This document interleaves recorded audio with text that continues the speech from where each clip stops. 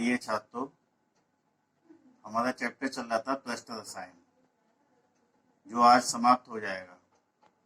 इस पूरे चैप्टर के आपको नोट्स बनाने हैं और जो होमवर्क दिया गया है उस होमवर्क को पूरा करना है, क्योंकि जब विद्यालय खुलेंगे तो ये आपका होमवर्क चेक होगा। इस चैप्टर का बाकी हिस्सा आज हम पूरा करते हैं। आज का टॉपिक है कोलाइडी रसायन का महत्व। ये कोलाइडी रसायन का महत्व में जो पॉइंट हैं, ये पूरे पॉइंट इस हेडिंग के माध्यम से कि कोलाइडी रसायन का महत्व लिखिए, इस रूप में भी क्वेश्चन आता है। और ये जितने पॉइंट हैं, ये पॉइंट अपने आप में एक क्वेश्चन है, इसलिए हर पॉइंट को आपको करना है, कोई पॉइंट छोड़ना नहीं है। तो कोलाइडी रसायन के महत्व निम्नलिखित हैं। पहला महत्व है औषधियों में। अनेक औषधियां कोलाइडी प्रकृति की होती हैं। कोलाइडी अवस्था में औषधियां अधिक प्रभावशाली होती हैं, क्योंकि इस अवस्था में इनका शरीर के अंगों द्वारा अधिशोषण एवं पाचन आसानी से हो जाता है। तो औषधियों को कोलाइडी अवस्था में बनाते हैं, जिससे जो है इनका जो है प्रभाव शरीर पे ज़्यादा होता है, क्योंकि इनका अधिशोषण और पाचन आसानी से हो जाता है। जैसे कुछ एग्जाम्पल देखिए, ऑजिरॉल तथा प्रोटारगॉल चांदी के रक्षी कोलाइडी विलेन हैं। ये दो दवाइयां हैं जो कोलाइडी अवस्था में होती हैं। इनका उपयोग आँखों की पलकों की बीमारी के उपचार में किया जाता है। दूसरा है कोलाइडी गंधक। गंधक सॉल जो है कोलाइडी अवस्था में होता है, तो उसका उपयोग कृषि में कीटनाशक के रूप में किया जाता है। कांड लीवर ऑयल, कांड मछली का जो तेल होता है, वो कोलाइडी अवस्था में बलवर्धक के रूप में प्रयोग होता है। दूसरा उपयोग है जल के शोधन में। तो प्राकृतिक स्रोतों से प्राप्त जल, प्राकृतिक स्रोत जैसे तालाबों से है, नदी से है, इनसे प्राप्त जल में धूल या मिट्टी के कण ऋणावेशित कोलाइड के रूप में उपस्थित होते हैं। तो ये इनका आवेश ध्यान रखना बहुत जरूरी है कि धूल और मिट्टी के कण ऋणावेशित हैं, धनावेशित हैं, क्या है, इसको जरूर याद रखें, तभी आगे की प्रक्रिया आसान हो जाती है। तो धूल और मिट्टी के कण कैसे होते हैं? ऋणावेशित होते हैं। जब ऐसी कोलाइडी अशुद्धियों में जल को शुद्ध करने के लिए फिटकरी डालते हैं, तो फिटकरी से प्राप्त एल्युमिनियम आयन, फिटकरी का फार्मूला पीछे हमने बताया था, फिटकरी का फार्मूला था K2SO4 Al2 SO4 का होल थ्राइस .24H2। तो उसमें उपस्थित जो एल्युमिनियम आयन है, क्योंकि जिसकी संयोजकता ज़्यादा होती है उसकी स्कंदन क्षमता ज़्यादा होती है, इसलिए इसको लेते हैं। प्राप्त एल्युमिनियम आयन ऋणावेशित, अब ये एल्युमिनियम आयन इसका क्या हो गया? सक्रिय आयन। हार्डी सुलजे का जो नियम पढ़ा था उसके अनुसार ऋणावेशित कोलाइडी अशुद्धियों को स्कंदित कर देता है।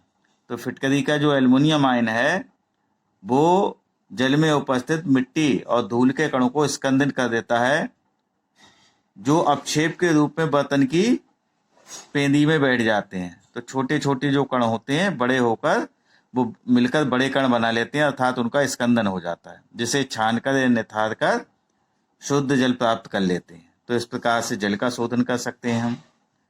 कपड़ा साफ करने में अगला तीसरा, गंदे कपड़ों पर प्रायः चिकनाई या तेल के धब्बे लग जाते हैं।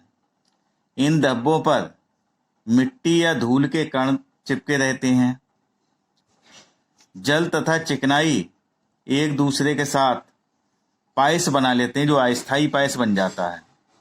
जल और चिकनाई एक दूसरे के साथ में अस्थायी पायस बना लेते हैं।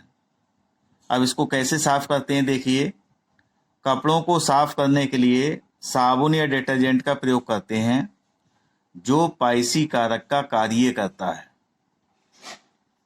जिसकी उपस्थिति में जल तथा चिकनाई का स्थायी पायस बन जाता है। पहले ये अस्थायी था, अब ये जो है डिटर्जेंट या साबुन जो है पायसी कारक का काम करता है, जिससे स्थायी पायस बन जाता है। स्थायी पायस बन जाने के कारण कपड़ों पर चिकनाई की पकड़ ढीली पड़ जाती है। पानी के साथ में चिकनाई ने जो है स्थायी पायस बना लिया, जिससे कपड़े पर इसकी जो है पकड़ ढीली पड़ जाएगी और जल के प्रभाव के साथ में चिकनाई के धब्बे दूर हो जाएंगे। अगला है चौथा, रबर उद्योग में रबर के पेड़ से निकलने वाले दूध को लेटेक्स कहते हैं। लेटेक्स जल में उपस्थित रबर के ऋणावेशित कणों का पायस होता है। तो रबर जो है ऋणावेशित कणों से मिलकर बना होता है, जो रबर में पायस लेटेक्स होता है। अब इसका देखिए क्या करना है। किसी वस्तु पर रबर की परत चढ़ाने के लिए उसमें विद्युत कण संचलन की विधि में एनोड बना लेते हैं। तो जिस वस्तु पर हमें जो है रबर की परत चढ़ानी है, उससे क्या बना लेते हैं, एनोड। एनोड पर पॉजिटिव चार्ज होता है, अपने पीछे पर प्लस चार्ज होता है, एनोड पर प्लस चार्ज होता है, और ये जो रबर है ये ऋणावेशित कण है इसमें। तो आपने पढ़ा था विद्युत कण संचलन में कि जब जो है विद्युत धारा प्रवाहित करते हैं किसी कोलाइडी सॉल्व में, तो कोलाइडी सॉल्व में उपस्थित कण विपरीत आवेशित इलेक्ट्रोड की ओर गमन करते हैं। तो ये जो है हमने वस्तु जिस पर रबर चढ़ानी थी उसे हमने एनोड बना लिया। अब जो रबर के लेटेक्स है उसमें ऋणावेशित कण होते हैं, तो ये ऋणावेशित कण विद्युत कण संचलन की विधि द्वारा एनोड की ओर गमन करेंगे, जिसके कारण रबर के ऋणात्मक कण वस्तु पर पहुंचकर उदासीन हो जाते हैं। ये ऋणात्मक जो कण हैं वो इलेक्ट्रॉन त्याग देंगे और इस पर जो है उदासीन हो जाएंगे और वस्तु पर एक परत बना लेंगे।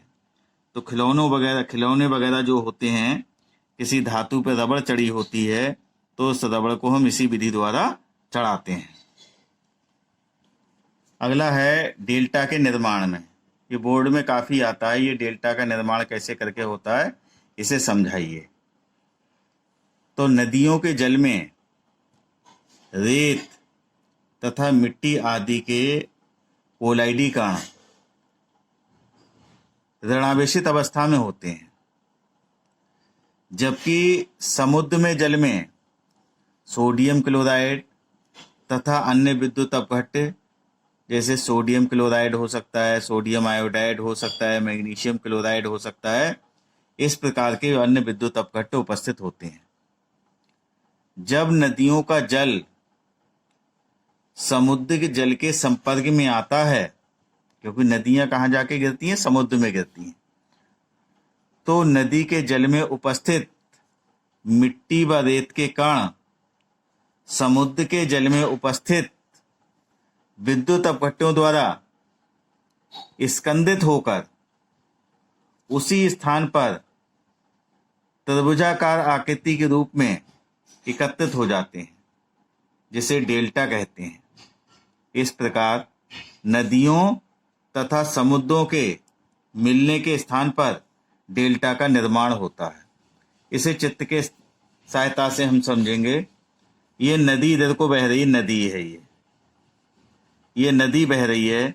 इस नदी में ये मिट्टी और बालू के जो है ये ऋणावेशित कण होते हैं। तो ये नदी जा रही है, ये समुद्र है आगे जाके। अब समुद्र में क्या है, समुद्र में विद्युत अपघट्य होते हैं, NaCl है, मैग्नीशियम क्लोराइड है आपका, सोडियम आयोडाइड हो सकता है, सोडियम ब्रोमाइड हो सकता है।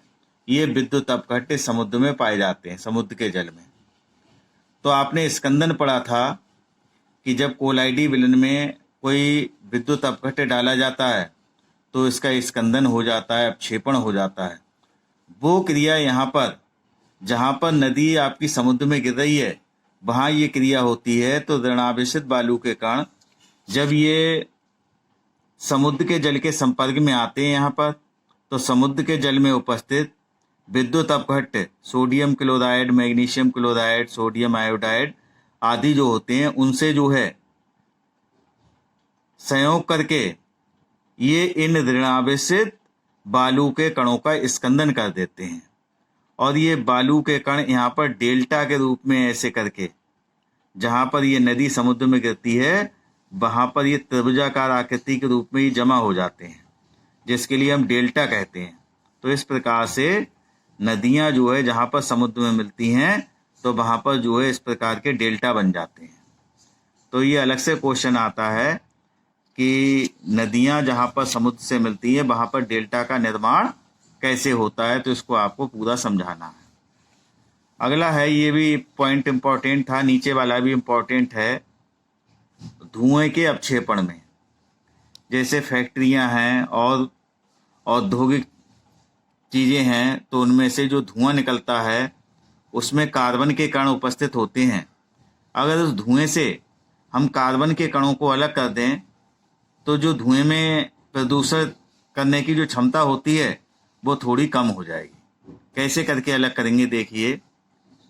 फैक्ट्रियों की चिमनियों से निकलने वाला धुआं एक ऋणावेशित कोलाइडी विलयन होता है, जिसमें कार्बन के कण वायु में प्रक्षिप्त रहते हैं।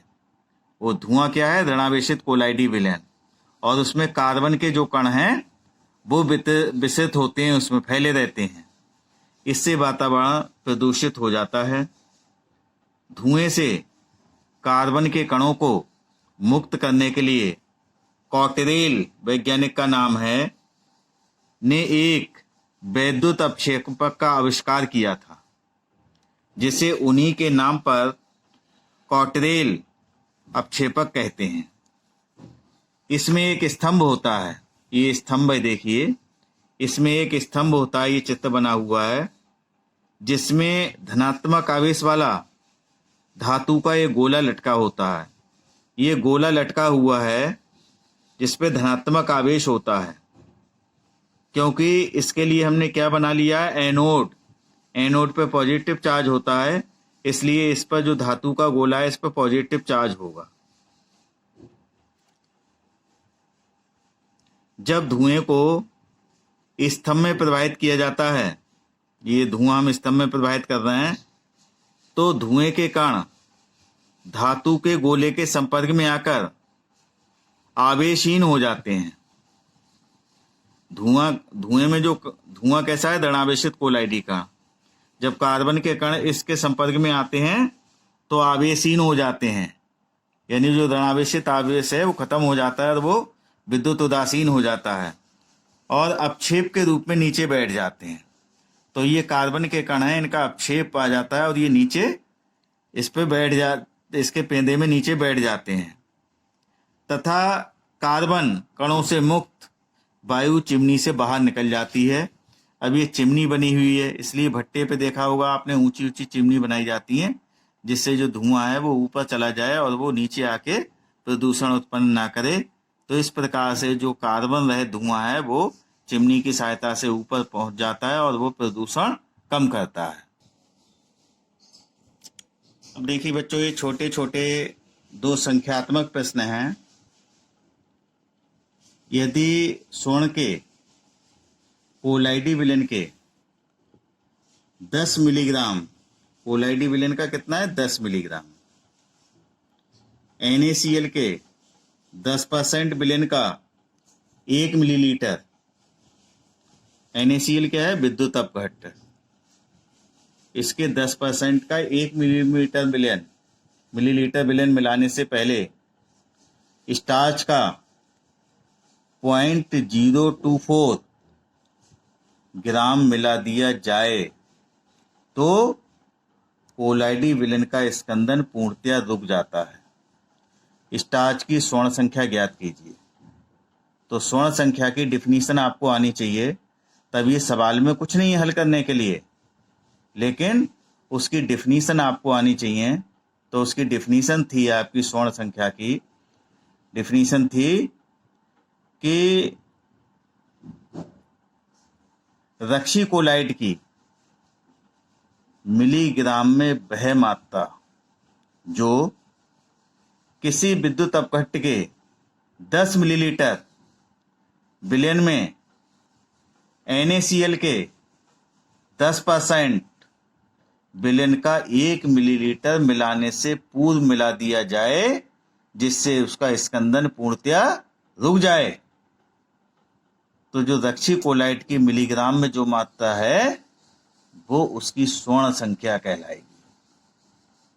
अब ये बाकी चीजें देखो मैच हो रही उस डेफिनेशन से। कोलाइडी विलयन कितना लेना था? कोलाइडी विलयन के 10 मिलीलीटर लेना था आपको, तो 10 ही मिलीलीटर लिया गया है।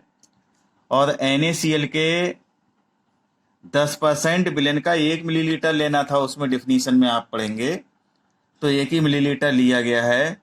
बस क्या में अंतर है, ये ग्राम में मात्रा है, लेकिन वो काय में लेनी थी, रक्शीकोलाइड की मात्रा मिलीग्राम में लेनी थी, तो इसको केवल मिलीग्राम में हमें परिवर्तित करना है। तो इसको हल करेंगे। मिलाए गए स्टार्च की मात्रा बराबर 0.024 ग्राम है, तो स्टार्च की स्वर्ण संख्या हो गई 1 ग्राम बराबर होता है 1 ग्राम बराबर 1000 मिलीग्राम होता है। 1 ग्राम में 1000 मिलीग्राम होते हैं। तो इस ग्राम में जो मात्रा दी है उसको 1000 से गुणा करके मिलीग्राम में परिवर्तित कर देंगे। तो 0.024 की गुणा हमने 1000 से कर दी, तो ये 1 2 3 के बाद दशमलव है, ये 3 अंक दशमलव खिसक के कहाँ गया, यहाँ आ जाएगा। तो ये हो गया 24 मिलीग्राम आ गए। स्टार्च क्या है? रक्शीकोलाइड। तो रक्शीकोलाइड की जितनी मात्रा मिलीग्राम में होती है वो उसकी स्वर्ण संख्या कहलाती है। तो स्टार्च की स्वर्ण संख्या इसलिए 24 हो गई। ये संख्या है, इसलिए इसका जो है कोई मात्रक नहीं होगा। अब देखिए इसी को क्वेश्चन को थोड़ा सा आगे बढ़ाया गया है। अगला क्वेश्चन है, तो इसका ध्यान देना है कि जो स्वर्ण संख्या निकाली जाएगी वो मिलीग्राम में मात्रा होगी और इस कंडीशन से मैच होना चाहिए। इसको देख लीजिए कि कोलाइडी विलयन के जो डिफिनीशन है उसमें 10 मिलीलीटर लिए गए हैं और जो विद्युत अपघट्ट है उसके 10% विलयन का 1 मिलीलीटर लिया गया है।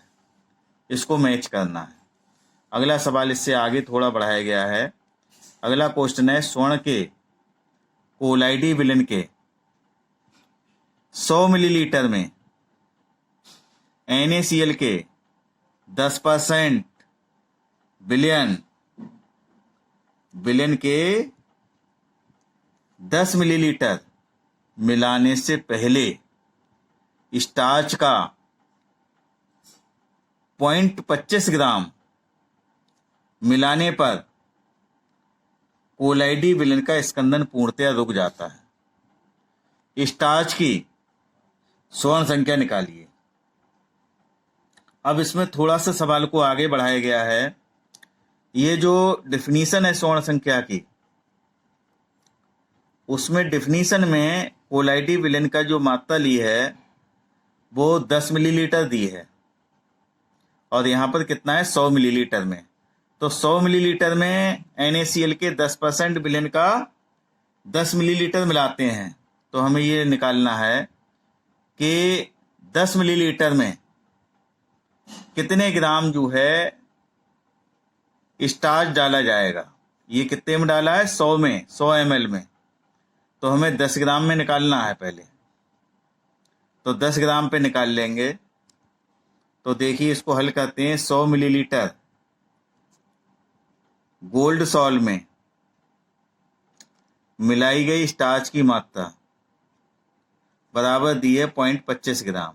100 मिलीलीटर में कितना मिलाया हमने, 25 ग्राम मिलाया, लेकिन हमारी डिफिनीशन कहती है 10 मिलीग्राम गोल्ड सॉल्ट में जितना हमने रक्शीकोलाइड मिलाया है उसकी मात्रा स्वर्ण संख्या कहलाएगी और वो काय में होनी चाहिए, मिलीग्राम में। तो इसलिए 10 ml गोल्ड सॉल्ट में मिलाई गई स्टार्च की मात्रा 10 पे पूछा है, तो ये हो गया 0.25। 10 पे निकालनी, गुणा में 10 आ गया। ये 100 पे दी थी, 100 नीचे आ गया। 1 0 से 1 0 कैंसिल हो गया। इस 10 से इसे भाग दे दिया तो आ गया 0.025 ग्राम। अब ये ग्राम में है, बाकी चीज़ें मैच हो गई। 10 मिलीलीटर गोल्ड सॉल्ट में निकालनी है हमें, तो ये 10 मिलीलीटर गोल्ड सॉल्ट में तो आ गई, लेकिन ये ग्राम में है। अब इसको मिलीग्राम में परिवर्तित करेंगे तो स्टार्च की मात्रा मिलीग्राम में हो गई 0.025 गुणा 1 ग्राम में 1000 मिलीग्राम होते हैं, 1000 से गुणा कर दिया इसे तो 25 मिलीग्राम आ गया। तो डिफिनीशन कहती है हमारी कि रक्शी कोलाइड की मिलीग्राम में जो मात्रा होती है, जो 10 ml गोल्ड सॉल्ट के में 10% विलेन का NaCl विलेन का 1 मिलीलीटर डालने से पूर्व जो डाली जाती है मिलीग्राम में जितनी मात्रा, वही उसकी स्वर्ण संख्या कहलाती है। तो स्टार्च की स्वर्ण संख्या बराबर हो गई आपकी 25 हो गई। तो जो मिलीग्राम में मात्रा होती है रक्शी कोलाइड की, कंडीशन ये भी ध्यान रखना है कि गोल्ड सॉल्ट होना चाहिए 10 मिलीलीटर और जो विद्युत अपघट्टम NaCl डालते हैं उसके 10% विलेन का 1 मिलीग्राम होना चाहिए मिलीलीटर। तो वो सब चीज़ें मैच करने के बाद में जो मिलीग्राम में मात्रा आती है वो उसकी स्वर्ण संख्या कहलाती है। तो इस चैप्टर को हमने पूरा कवर कर लिया है। तो इस पूरे चैप्टर के, जैसे हमने अभी पूर्व में ही बताया, पूरे चैप्टर के आपको नोट्स बनाने हैं और जो होमवर्क दिया है वो होमवर्क भी आपको पूरा करना है, क्योंकि विद्यालय खुलेगा तो ये नोट्स आपके देखे जाएंगे। इसलिए नोट्स को पूरा कर लें। जो चैप्टर हो रहे हैं इस समय उनको कभी समय मिलेगा तो दोबारा आपको कॉलेज में भी ब्लैक बोर्ड पे समझाया जा सकता है, लेकिन इसको पूरा नोट्स बना के कवर करते हुए चलेंगे आप।